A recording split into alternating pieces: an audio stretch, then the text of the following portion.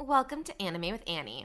Today's recap will be on the series The Rising of the Shield Hero from episodes 17 to 25 of Season 1. So make sure to stay tuned until the end and hit the subscribe button if you're happy with what I recapped. That said, let's get started. Episode 17. The following morning, Vittoria kidnaps Melty to force Naofumi to reconcile with the heroes. She battles Philo while both are in human form to put his beliefs to the test. While outmatched, Philo is able to penetrate Vittoria's magic defense. Vittoria names Philo as her successor after being fully satisfied, which raises her base stats. For Naofumi, Vittoria forcibly unlocks numerous Philo shields that he can't yet use. She encourages Naofumi to try to work with the other heroes after everyone has gone to bed, cautioning him that preserving the globe is quite different from saving the people, and the heroes will ultimately have to make that decision. Vittoria also warns the heroes to band together or she will carry out her threat to murder them, as they are still too weak to effectively combat the waves. She makes Naofumi's armor magical so that it will be more resilient to the effects of the Raid Shield. Naofumi concludes that a former shield hero reared Vittoria based on her actions and behavior, but Vittoria is too old to recall after having lived for so long. The parties led by Ren and Tsuki in the Millimark discover a secret tunnel, but an onslaught from above causes the cave to collapse. Episode 18. To begin making amends with them, Vittoria leads Naofumi and his group to a location close to one of the heroes. But Morosayu won't listen, blaming Naofumi for Ren and Utsuki's deaths. As their argument intensifies, Naofumi and Morosayu groups engage in a full battle, with Naofumi's side ultimately triumphing despite the significant level differences.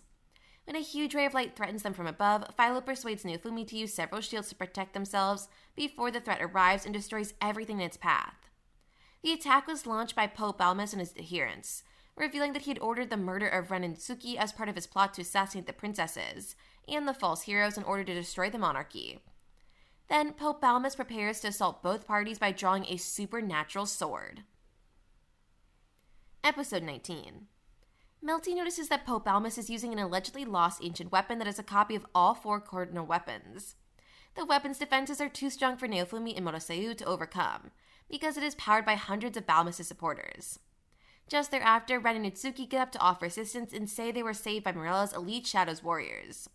While the heroes band together to attack the Pope, Naofumi declines on the grounds that they caused harm, outlining their effects, their lack of coordination, and the steps he had to take to fix them. Naofumi reveals that because they didn't know how to act like heroes and properly tidy up, the church thought they were fakes and plotted revolution. Naofumi compares the other heroes to the Pope, but he only chooses to collaborate with them because he owes Vittoria that. Pope Balmus reacts by surrounding the battlefield with a magical cathedral, as the four cardinal heroes unite in defense. Episode 20. The four heroes are unable to overcome Balmus' cathedral spell, and Naofumi discovers that the cathedral significantly reduces the curse effects of his Raid Shield. By draining more mana from his troops to fuel a more powerful strike, Pope Balmus puts their lives in peril. Naofumi risks losing the Dragon Soul he's been holding in his Raid Shield in order to block it.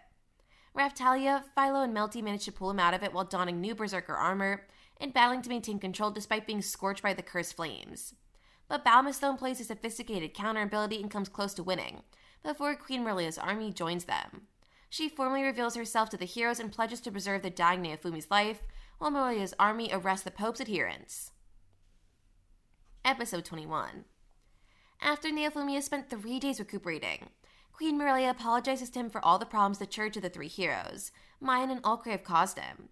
She says she was unable to attend because of the chaos that their summoning all four heroes caused, because they had originally intended to have a hero summoned by a different country to battle the waves all over the world. The following day, she overthrows Ulcray and tattoos Mine with a slave sigil, compelling her to admit all of her wrongdoings. Mine and Ulcray's royal privileges are taken away by Muriela for their crimes, and she also sentences them to death. However, just as they are about to be put to death, Naofumi interrupts the execution and suggests that both Mine and Ulcray should be spared by having their names finally changed to bad words, and mandating that all citizens not address them otherwise.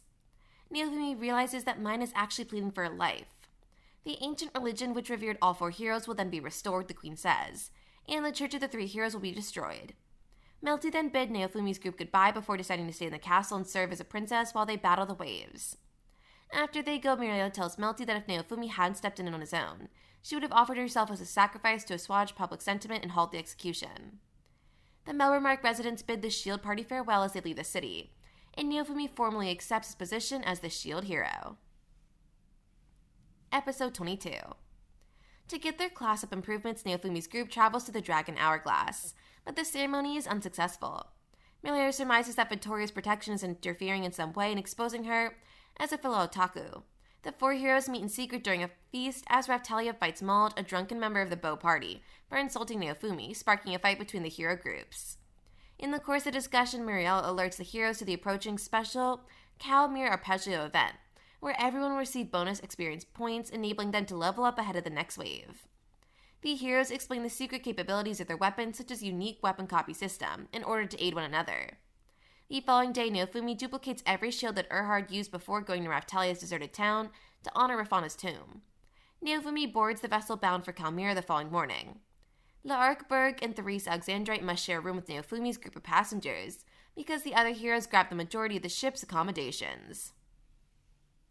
Episode 23. After hearing about the evil shield hero, L'Arc and Therese assume Naofumi's name is an alias when they introduce themselves. As the other hero parties recuperate from seasickness, Governor Habenberg takes Naofumi's group to the resort inn once the heroes reach Calmere.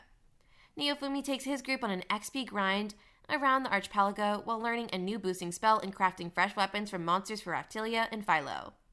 A worried L'Arc and Therese locate Naofumi's gathering at night and bring the guests to a celebration at a restaurant to cap the day. Therese asks Naofumi for an accessory, and to her delight, he creates a stunning piece using a priceless jewel. The next day, while working together with L'Arc and Therese to gain experience, Naofumi discovers that Therese's magic flames may truly heal him when he's enveloped. By dusk, the two say goodbye, thanking Naofumi for the day, and express their desire to reconnect soon. While Naofumi's party is unwinding at the beach, Philo finds an underwater temple, which piques Naofumi's interest in going exploring. When he arrives, Naofumi's shield unlocks the door, revealing a dragon hourglass. By connecting to it, he discovers the next wave is scheduled to arrive in Calmere in 48 hours. Episode 24. The next catastrophe wave will strike in 2 days according to the underwater dragon hourglass in the Calmere Arpeggio. So Naofumi, Raphtalia, and Philo immediately teleported back to Melomarca to warn Queen Milia and Princess Melty. The next wave will undoubtedly take place at sea. Therefore, Melty and Mirilia have both boarded battleships and are en route to battle with their legions of knights, while the other three heroes are on their way with their respective parties. To Philo's delight, Melty joined the gang since he enjoys being a part of Naofumi's crew. The citizens of Calmere had already been safely evacuated. Queen Mirilia continued. The other heroes continue to resist working as a team despite this immediate threat, because they think that leveling up on their own will suffice. Raphtalia notices that L'Arc and Therese, whom Naofumi believes to be much more capable and dependable than the other heroes, are also showing up to battle, but the redhead oddly overlooks Naofumi. Everyone is teleported to the wave as it hits. The interdimensional whale, a massive narwhal-like monster, makes an appearance as the boss monster. Ren claims that luring it out of the water is the only way to successfully fight it. In response to Milia's request, Naofumi and Philo jump into the water to attract the monster. One of the ships is destroyed when the creature attacks with a strong laser from the crystal on its forehead. Raphtalia launches a magic harpoon through the monster, using a harpoon launcher from another ship. When the smaller fish-like monsters begin to attack the ships, Melty's white aqua shot dispatches them in a flash. L'Arc intervenes just in time to save Melty when one of the monsters sneakily kidnaps her and attempts to pull her into the water. The ship's crew and knights keep tossing arrows and alcohol-filled fruit barrels into the water.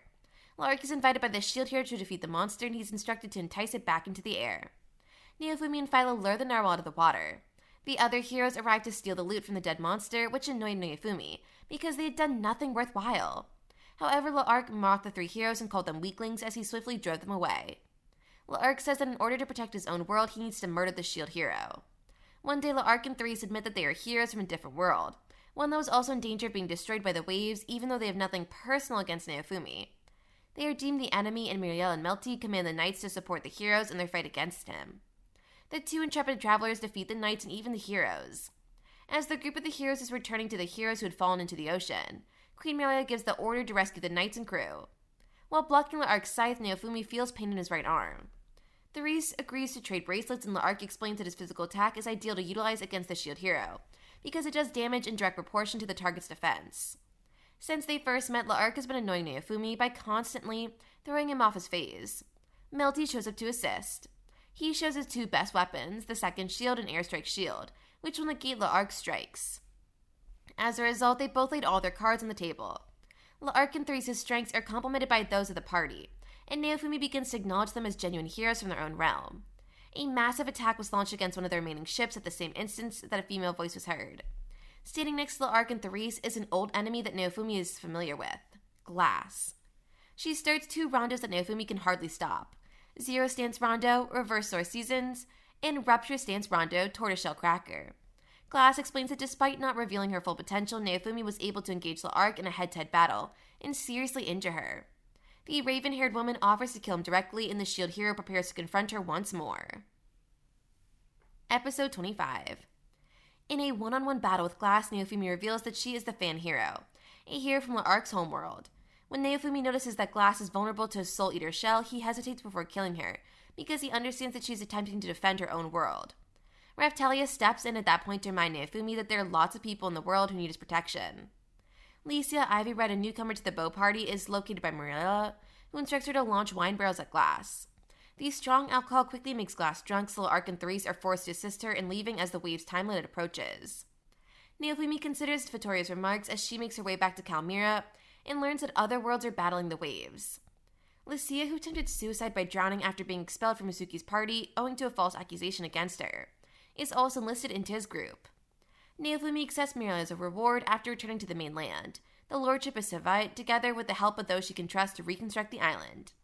Raphtalia says she thinks that this is insurance in case he passes away or returns home, but Naofumi says it's his new beginning with them. The other heroes make a commitment to grow stronger than Naofumi as they watch Raphtalia and Naofumi manage the reconstruction of their town. In the meantime, Belicos has a covert new patron. And that concludes my recap for the Rising the Shield Hero series from Season 1 of Episodes 17 to 25. If you enjoyed it, please be sure to like and subscribe to my channel, Anime with Annie, for more such exciting anime content and reviews. And please leave comments about what you thought of today's video. And remember, have an Annie-mazing day.